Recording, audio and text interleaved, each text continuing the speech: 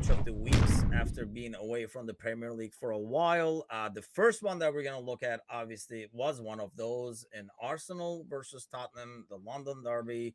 Arsenal wins that one pretty convincingly, I would say. Gally, what did you make of that game? And what do you make of Arsenal? Are they for real? They are definitely for real as far as the top of the half of the table goes. They are an upper echelon club again in this league. They've earned the right to be back in the argument. They should finish in the top four without a problem. They really should. They've proven how to build a squad.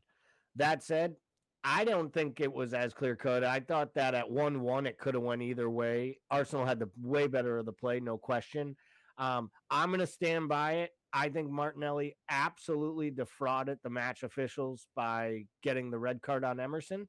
I'm going to say it again here. If that was a different Brazilian winger playing for Tottenham, all the people in red on this podcast and all the supporters and all of our chats would be calling Richarlison a dog and saying he goaded this guy and got him sent off with bad antics.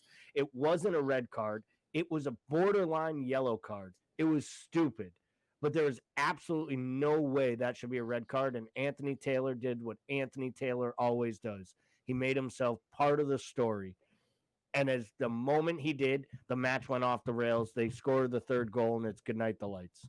So I'm not sure I know enough how to match that match because I think that game had 2-2 written all over it. I think Spurs would have found a way to level in that second half, and I would have liked to have seen what Arsenal's response would have been. But all credit to Arsenal. They got the call, and then they went and killed off the match, which is all you can ask for a team that's trying to build a winning mentality.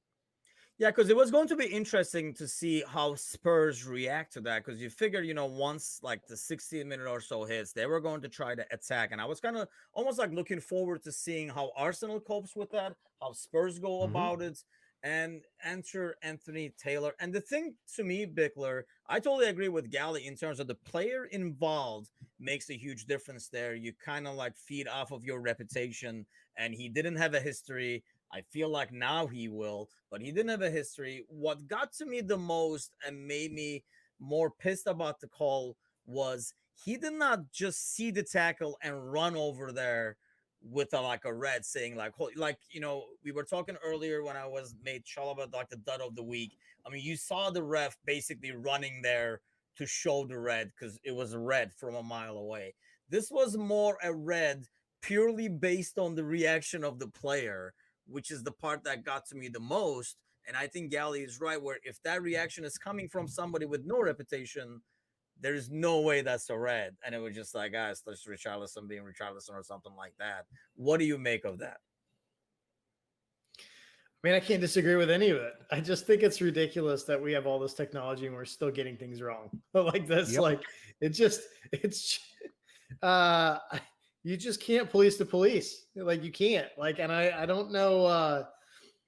Yeah, I mean, I agree with it. I think it's a shame because I think it's two really, really good clubs that are at very similar positions in their sort of build, but came from very different approaches, not only tactically, but personnel standpoint, right? I mean, you've got Kante's sort of back three that kind of ebbs in and out of a back five, depending on whether they're sitting back defensively or not.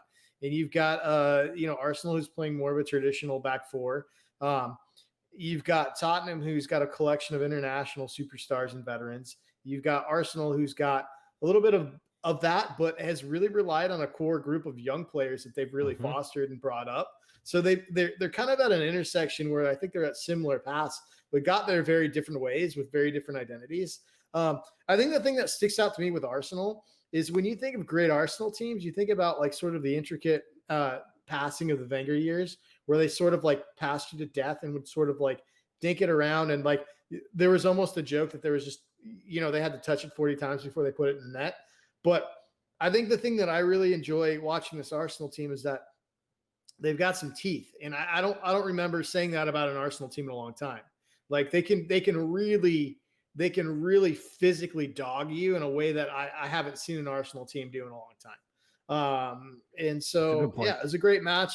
I think they deserved to win. Yeah, it's a shame that we're still talking about Anthony Taylor making decisions that dictate the outcome of games that are close, that should be going down to the wire and letting the players dictate it. Yeah, in some ways, I think the matchup favors Arsenal overall. And I think that's one thing maybe with Tottenham, Gally, is the fact that they do rely on being able to hit you on the counter a lot. So it's almost like they would rather have the ball so they can like counter on you. And they were trying it several times. And to be fair, I thought Arsenal had like a good answer for every time they, tried it. Going back to preseason, it's that time of year where we give credit to Gally Bickler. I mean, yeah, to Gally. We don't do this a whole lot. I know I don't do this a whole lot on purpose. But Gally, you We called sh- us in the preseason video. He's in shock, but hold on, he'll get over it. In the preseason video about when we were talking about Spurs, maybe I remember this wrong now. Now that hopefully it was you. just don't tell Talking your about wife, Gally. and Lloris, and like what's having him in goal for Spurs could be something that they regret in a title run, and he is not a goalie that you can rely on. And I think that rebound he has done this before. That goal that they conceded reminded me of the goal way back when against Liverpool in the 93rd minute or something like that from a corner kick. Once again, a shot that he should probably stop or at least punch away to where nobody can get to it.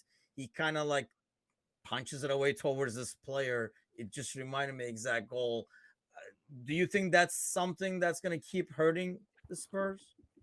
I do, and I was me that said it. I've been saying it for a while about Lloris. I think it's going to come back to bite France in the ass at the World Cup too. I think he has a howler in him that will cost France important points, if not a knockout round match. And he's still the captain of France, so he's going to start. And I just feel like he's just at that, there's a period where you can still be a top keeper and not be a keeper at a top club. And I think he's in that point of his career. If you have aspirations to go deep in the Champions League and maybe run down City or Liverpool and be in a title challenge, you can't give up points with goalkeeping mistakes. And I think he's attributed to dropping 4 points already this season for Spurs directly to his mistakes. So I think you will continually see these issues from Lloris. But in classic Tottenham fashion, they didn't go out and get themselves a young keeper to build on. They went out and got Fraser Forster from Southampton. So it's not like he has anyone pushing him in between the sticks. If he had a Kelleher like we have at Liverpool, or you had a young kid like Bazuna, or one of these young keepers, even Sam Johnston that was at West Brom, I think you'd have a young keeper trying to fight his way into the lineup.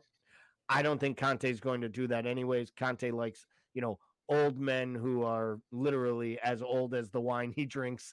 I think Kante likes a fine French man in between the sticks, and I don't think he's got an issue with it. So he'll deal with the mistakes, but it was a howler to say the least. Yeah, it's odd for France, who can somehow develop 85 world-class center backs, but not as much in like the goal category.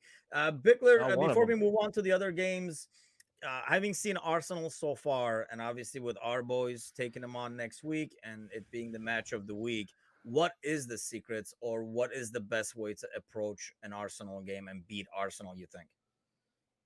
Not for Liverpool, I mean for like any team who's taking them on. I think you got to win the possession battle versus Arsenal. I really do. I think if you allow them to have the possession, you're going to be in a world of trouble. They can counter. They've got the speed to do it. I just think they work better and they operate smoother when they control and dictate the possession. So I think if you can win that in the midfield, I think you've got a shot.